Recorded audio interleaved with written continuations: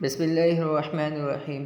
وہاب بن منبہ رضی اللہ تعالیٰ عنہ کہتے ہیں کہ حضرت عبداللہ بن عباس رضی اللہ تعالیٰ عنہ کی ظاہری بینائی جانے کے بعد میں ان کو لے جا رہا تھا۔ وہ مسجد حرام میں تشریف لے گئے۔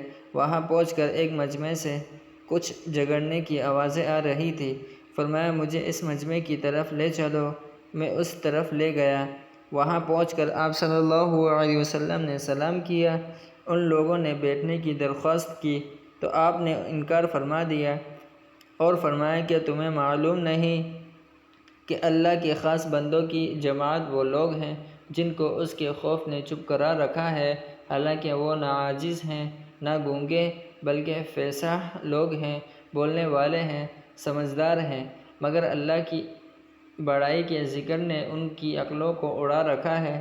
ان کے دل اس کی وجہ سے ٹوٹے رہتے ہیں اور زبانیں چپ رہتی ہیں، اور جب اس حالت پر ان کو پختگی میسر ہو جاتی ہے تو اس کی وجہ سے نیک کاموں میں وہ جلدی کرتے ہیں۔